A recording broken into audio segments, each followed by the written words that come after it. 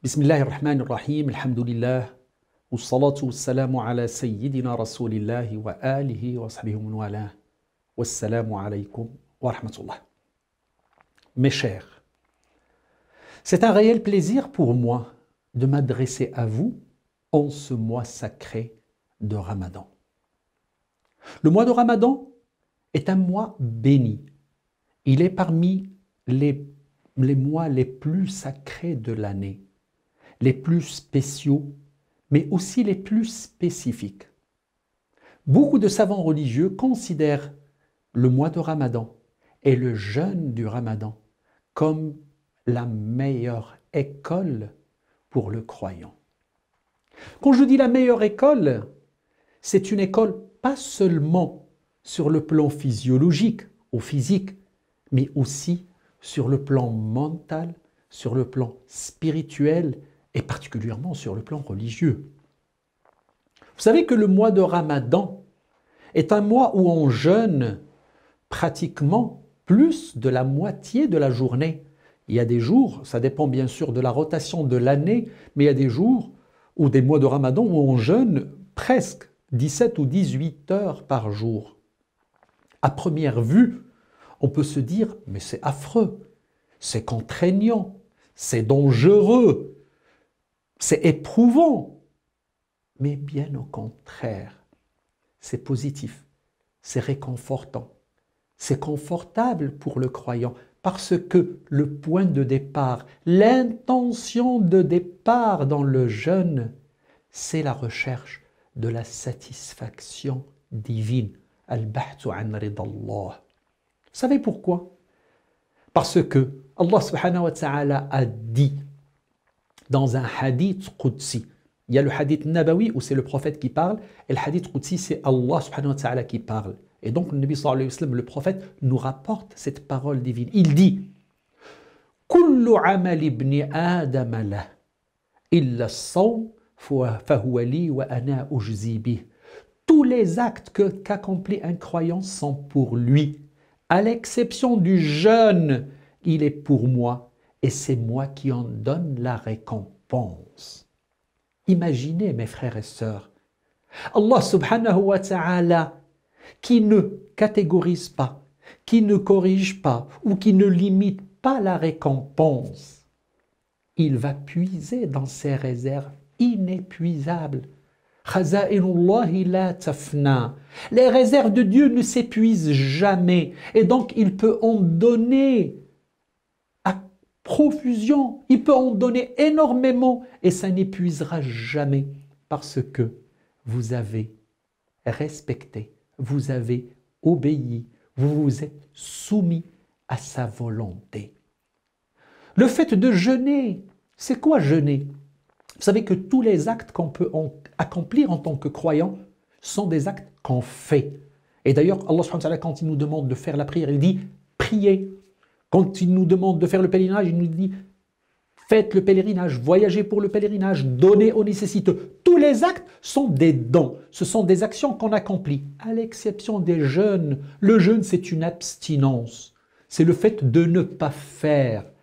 Et donc, c'est tout à l'inverse des autres activités qu'on fait, les activités d'adoration ou les actes d'adoration. Donc, le jeûne, c'est le fait de s'abstenir, de manger, de boire et d'avoir des relations intimes avec notre partenaire ou nos partenaires. Mais ça ne s'arrête pas là. Et c'est ça justement ce qui est judicieux dans le jeûne du mois de Ramadan. C'est qu'on apprend dans ce mois, c'est pour ça qu'on dit que c'est la meilleure école, c'est qu'on apprend à contenir ses intentions. On arrive et on apprend à circonscrire notre volonté. On arrive à contenir nos désirs, ash-shahawat. On arrive à les limiter, à les contenir, à les circonscrire et à leur donner une limite logique, réelle, acceptable. Vous savez que n'importe qui peut dire « moi je jeûne le mois de Ramadan », mais une fois qu'il rentre chez lui, il ferme sa porte, il peut manger, il peut boire. Nul ne peut le voir à l'exception de Dieu subhanahu wa ta'ala. Et donc, on accepte durant ce mois à éduquer nos sens, à éduquer nos actions, à éduquer nos intentions, à éduquer nos désirs pour qu'ils soient en phase avec la volonté divine. Vous savez, c'est 1 mois par an. 1 mois sur 12, c'est même pas le 1/10. Je vais juste faire une petite comparaison. C'est comme une équipe de football. Vous savez, l'équipe de football, quand il y a un entraîneur qui la prépare, et quand elle est à la veille d'un championnat, eh ben, il met ce qu'on appelle la concentration. C'est-à-dire, il rassemble toute l'équipe pendant une période et ils font des actions pointues pour mieux les préparer pour l'après-concentration. C'est un petit peu le mois de Ramadan. C'est qu'une fois par an, Allah subhanahu wa ta'ala nous demande de faire une concentration. Cette concentration, on va faire un effort énorme d'éducation, d'apprentissage et surtout de contention de nos intentions et de nos désirs pour que, après le mois de Ramadan, on puisse continuer de la même manière, qu'on puisse continuer à agir avec la même déontologie. Et c'est ça justement l'apprentissage du mois de Ramadan. Alors comment on doit faire? Le mois de Ramadan n'est pas seulement s'abstenir de manger et de boire et d'avoir des relations. Parce que si on ne fait que ça, on n'a pas gagné grand-chose, mais on doit apprendre à faire du bien. On doit apprendre à ne pas faire du mal. On doit apprendre à éduquer notre vue. Pendant l'année, on peut regarder des choses, on peut observer des choses, on peut prêter attention à des choses, même quand elles ne sont pas acceptables. Pendant le mois de Ramadan, qu'est-ce qu'on dit? Allahumma inni sa'im. J'essaie de m'abstenir de regarder des choses qui ne sont pas autorisées. Et donc, j'essaie d'éduquer ma vue. J'essaie de ne pas entendre des choses qui sont mauvaises. Et donc, je fais un effort d'éducation de mon oui, de lui. C'est-à-dire l'entente, de ne pas entendre, de ne pas faire attention à ce qui se dit, les médisances, les choses mauvaises. Je fais abstention de ça. J'éduque ma langue. J'essaie de faire un effort énorme pour ne pas parler, pour ne pas faire mal aux autres, pour ne pas dire du mal des autres. J'essaie d'éduquer mes pieds pour ne pas aller dans des lieux où je ne risque pas d'avoir la satisfaction divine. Ou pire, je risque d'avoir une malédiction. C'est-à-dire ne pas aller dans des lieux où c'est interdit, où je vais aller vers l'interdit. J'essaie d'éduquer mes mains pour ne pas les tendre, faire quelque chose qui ne m'appartient pas, pour ne pas prendre ce qui ne m'appartient pas, pour ne pas faire avec mes mains ce qui peut faire du tort ou du mal aux autres. Finalement, c'est une éducation totale de tout ce qui est apparent, lui, la vue, la parole, les mains, les pieds, mais aussi une éducation interne. C'est comment éduquer mon cœur à aimer les autres. Comment éduquer le cœur? Eh bien, c'est tout simplement essayer de le nettoyer.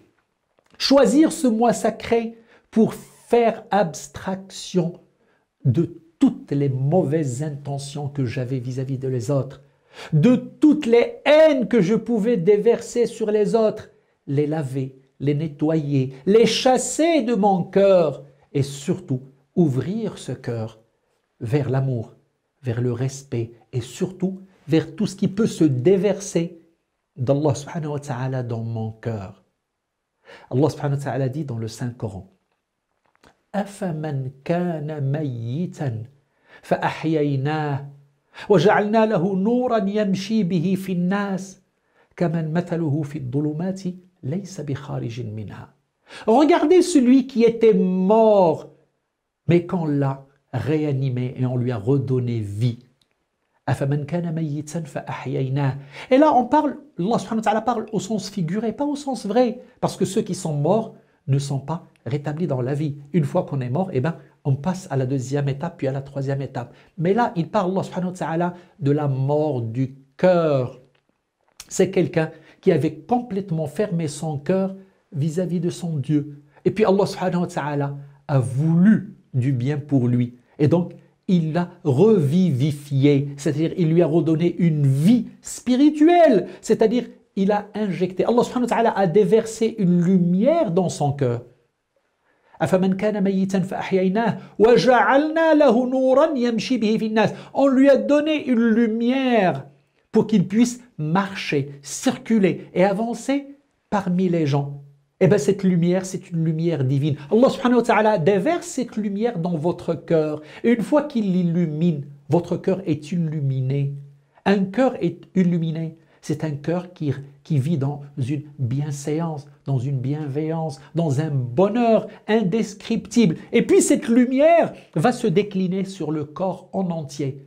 Et donc vous allez voir avec cette lumière. C'est comme si on est en train de comparer quelqu'un qui voit devant un aveugle. Un aveugle, s'il avance dans l'obscurité, ou bien même quelqu'un qui voit, mais qui est dans la totale obscurité, eh bien, il risque de trébucher et de tomber parce qu'il ne voit pas la route, il ne voit pas le chemin. Il peut y avoir des trous, des cailloux, et il peut trébucher et tomber. Alors que quelqu'un qui a une lumière, il va pouvoir détecter les obstacles et donc avancer. C'est un petit peu comme ça qu'Allah subhanahu wa ta'ala nous interpelle. Il nous dit, le vrai croyant, celui qui aime Dieu et qui aime ses créatures, c'est quelqu'un dont le cœur est illuminé. Et Allah subhanahu wa ta'ala met à sa disposition cette lumière qui va lui permettre d'avancer et de regarder et de voir pour qu'il puisse arriver à terme.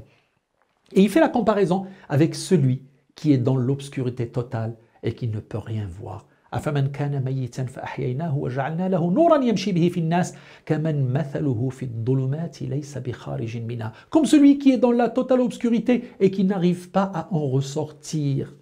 Eh bien c'est ça, le vrai croyant. C'est celui qui va laver son cœur, qui va chasser toutes les mauvaises choses qui y étaient, qui y siégeaient. Et à l'image, il va ouvrir son cœur à cette lumière divine qui va l'illuminer et qui va se décliner sur tout son corps pour qu'il puisse avancer. C'est ça le mois de Ramadan. Le mois de Ramadan, on doit être positif, on doit être aimant, on doit être généreux.